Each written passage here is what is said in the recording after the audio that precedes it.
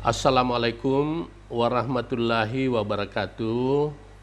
Salam sejahtera bagi kita semua. Om Swastiastu, Namo Buddhaya, salam kebajikan. Pada hari ini kita akan membicarakan strategi pembelajaran kita, yaitu manajemen kinerja yang terdapat pada agenda ketiga pada pelatihan kepemimpinan administrator. Namun sebelumnya saya ingin menyampaikan perkenalan saya. Nama saya Abdul Aziz, jabatan sebagai Widyaswara Ahli Utama pada BPSDM Provinsi Sulawesi Selatan. Pada kesempatan ini, dengan mata pelatihan manajemen kinerja pada agenda ketiga ini, kompetensi yang ingin dicapai para peserta yang pertama adalah bagaimana melaksanakan sistem akuntabilitas dalam membangun budaya akuntabilitas. Yang kedua adalah hubungan kelembagaan sesuai dengan kedudukan dan tugasnya. Yang ketiga adalah bagaimana kita menerapkan digital governance. Yang keempat adalah melaksanakan sistem manajemen kinerja untuk membangun budaya kinerja. Yang kelima adalah mengembangkan sistem dan menerapkan standar kinerja pelayanan. Yang keenam adalah menerapkan manajemen penganggaran secara efektif dan efisien.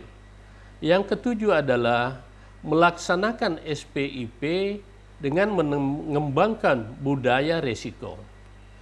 Selanjutnya pada mata pelajaran pada hari ini kita akan mendesain pembelajaran distancing learning dengan kerangka pikir penugasan, baik secara sinkronus, asinkronus, maupun klasikal. Desain pembelajaran distancing learning kita akan laksanakan selama 4 hari pembelajaran. Sinkronus 9 JP dan asinkronus 20 JP. Di mana desain pembelajaran ini dilakukan secara pemberian tugas secara individu dan penugasan kelompok.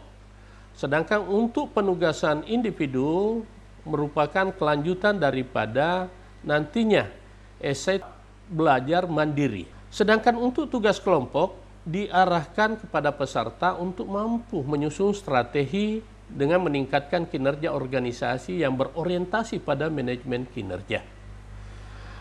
Selanjutnya untuk kerangka pikir penugasan asinkronus dengan fokus pada penguatan mata pelatihan secara bertahap, ya. Hari pertama dengan memperkuat kompetensi dalam membangun kerjasama untuk memanfaatkan teknologi digital. Yang kedua adalah kompetensi strategi dalam meningkatkan kinerja organisasi.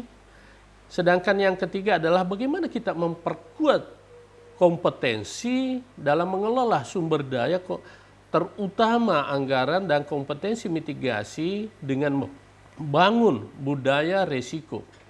Yang keempat adalah memperkuat kompetensi dengan mengintegrasikan berbagai strategi di dalam desain. Kesemuanya ini kita memberikan tugas baik secara individu maupun secara berkelompok. Selanjutnya untuk hari pertama dengan sinkronus kita laksanakan dengan 3 JP, yaitu dengan overview keterkaitan agenda ketiga, agenda pertama dan agenda kedua dan agenda keempat.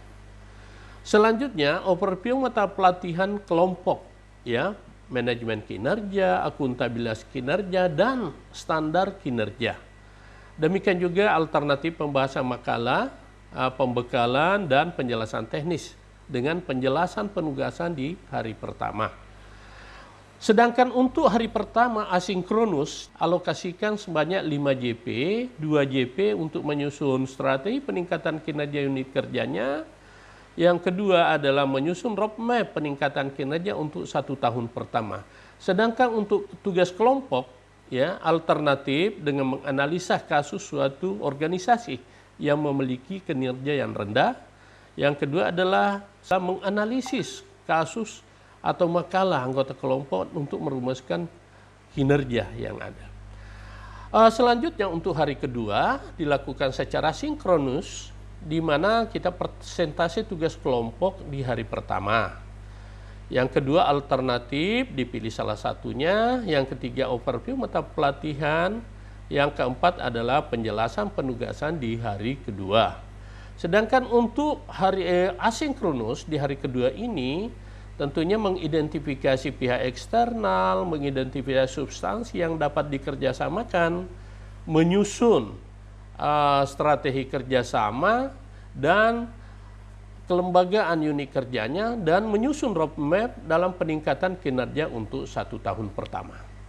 Sedangkan untuk kelompok, ya, alternatif dipilih salah satunya, yaitu menganalisa kasus, hubungan kelembagaan, menganalisa kasus dengan merumuskan strategi yang ada.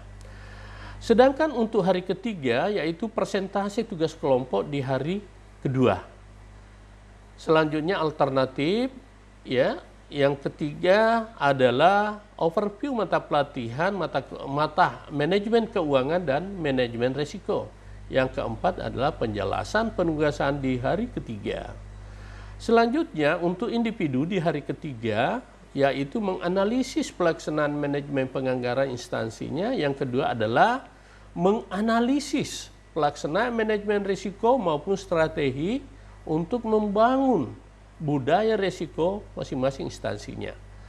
Selanjutnya adalah untuk tugas kelompok dengan alternatif. Jadi memilih dengan melakukan benchmarking secara virtual ke instansi lain. Yang kedua adalah menganalisis kasus, ya.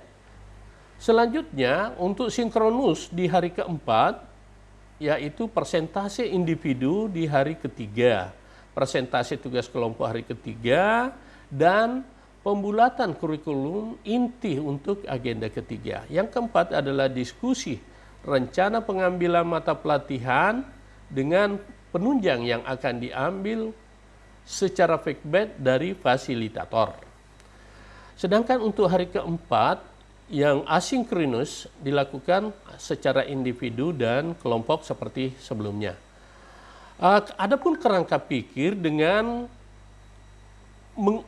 fokus mengimplementasi setiap mata pelatihan pada setiap proyek yang akan dibangun secara kelompok dibagi dalam 4 tahap. Tahap pertama diagnosis, menemukan gagasan, merumuskan kegiatan, dan menyusun tahap kegiatan. Sedangkan untuk tahap kedua merancang memanfaatkan teknologi digital. Selanjutnya adalah merencanakan pemanfaatan sumber daya mitigasi. Yang selanjutnya adalah mempraktikkan negosiasi, konsultasi, dan komunikasi publik.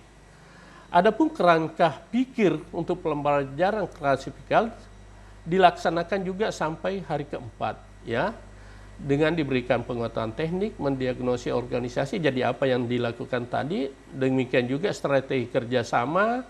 Hari ketiga yaitu teknik pengolahan keuangan, sedangkan hari keempat adalah melakukan simulasi implementasi rancangan perubahan.